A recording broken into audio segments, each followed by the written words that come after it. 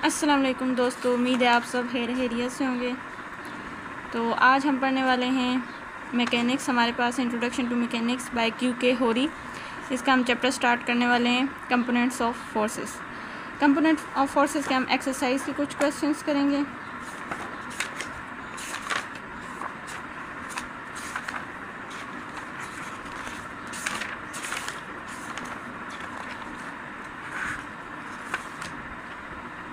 यहाँ से हमारे पास एक्सरसाइज शुरू हो रही है। इसका पहला क्वेश्चन हमारे पास है, if two forces P and Q act at such an angle that their resultant R equals to P, show that if P is doubled, the new resultant is at right angles to Q। तो ये यहाँ पर मैंने solve किया है आपके लिए। इसमें हमारे पास ये है कि हमारे पास दो फोर्सेस हैं P and Q, और वो इस तरह एक्ट कर रही हैं कि जो उनका रिजल्टेंट है R, वो हमारे पास क्या है, P के इक्वल है।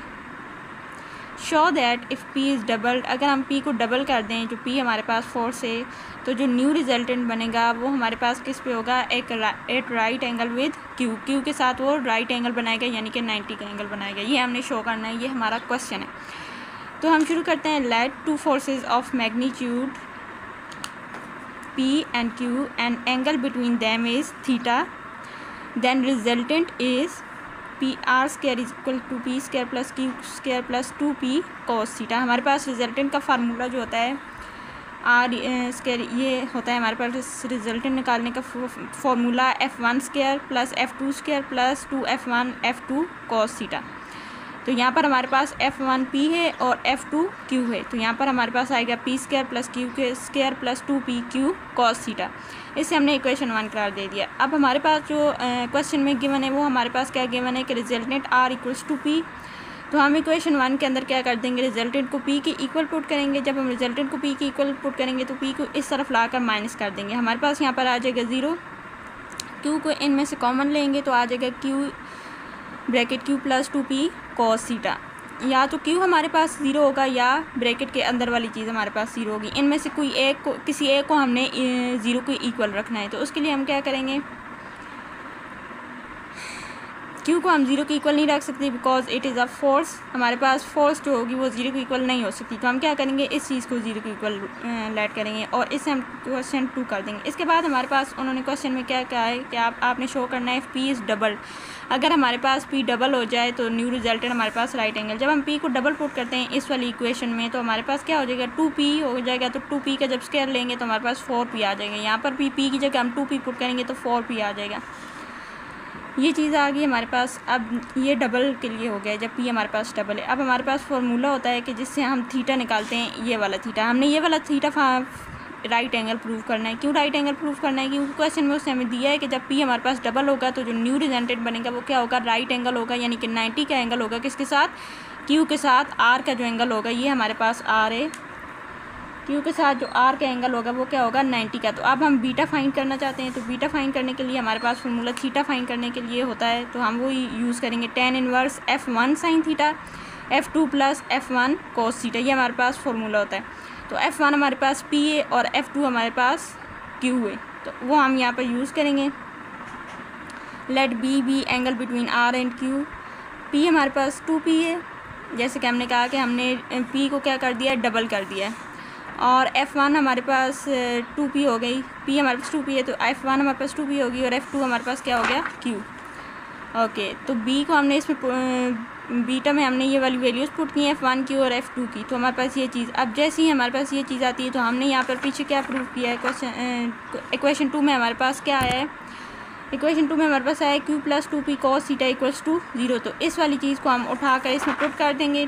Q plus 2P cos theta किसकी इक्वल होता है, 0 की इक्वल होता है। जब हम इसे 0 की इक्वल पुट करेंगे तो जैसे कि डिवीजन के नीचे 0 है तो ये हमारे पास क्या देगा, इन्फिनिटी देगा। और tan इनवर्स, और tan किस चीज़ पर इन्फिनिटी होता है, कौन से एंगल पर, π/2 पर tan हमें क्या देता है, इन्फिनिटी देता है। और π/2 हमारे पास क्या होता है, राइट एंगल होता है। तो इसका क्या मतलब है कि जो बीटा है Q और R के दरमियान जो न्यू एंगल बनेगा, जब P को हम डबल कर देंगे, पहले वाली फोर्स को पी थी और उसे हम डबल कर दिया है, तो क्यू और आर के दरमियान जो एंगल बनना चाहिए वो हमारे पास राइट एंगल बनना चाहिए। तो जैसे कि हमने प्रूव कर दिया कि बीटा हमारे पास क्या है, राइट एंगल है, hence resultant R is right angle to Q not.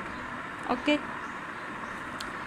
अब हमारे पास क्वेश्चन 2 है, the greatest resultant that two forces can have is of magnitude P.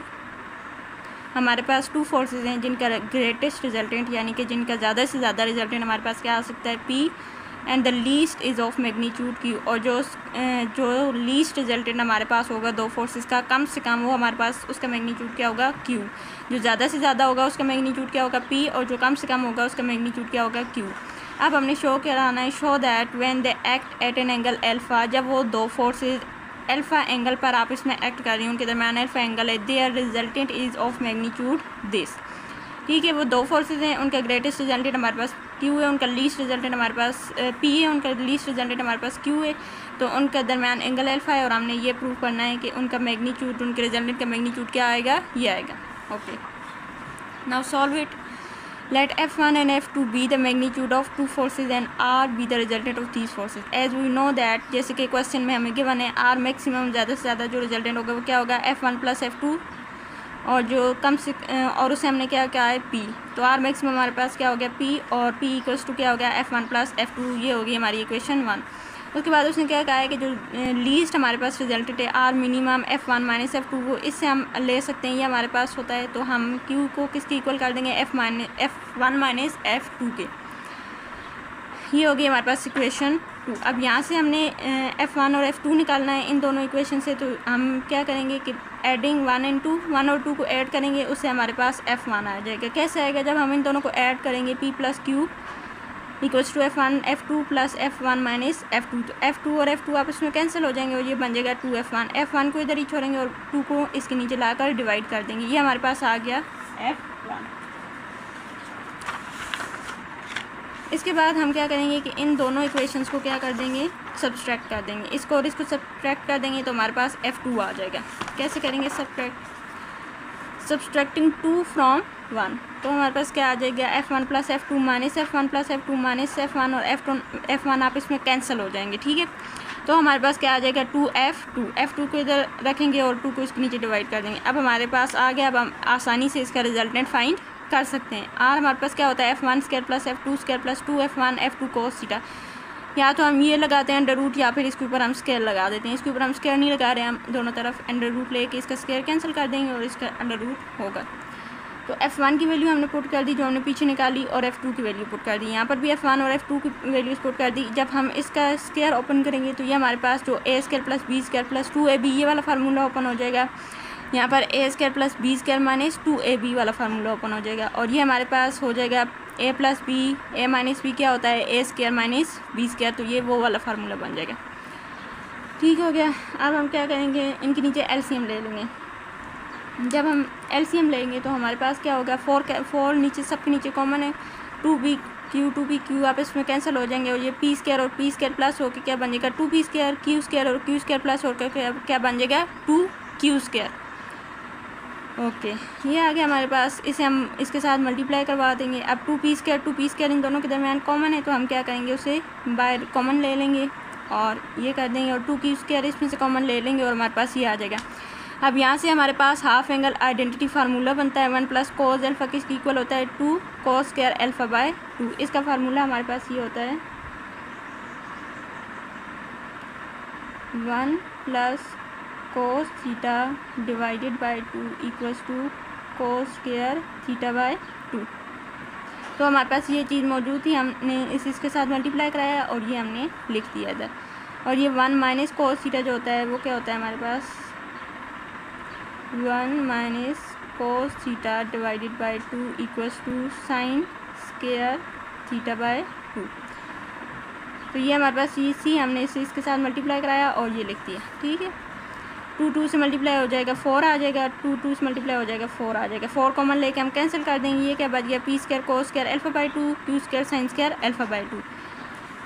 और ये हमारे पास गिवन जो हमें क्वेश्चन में दिया गया था कि हमने ये शो कराना है, तो वो हमने शो करा दिया कि जो हमारा रिजल्टेंट है वो हमारे इसके इक्वल है।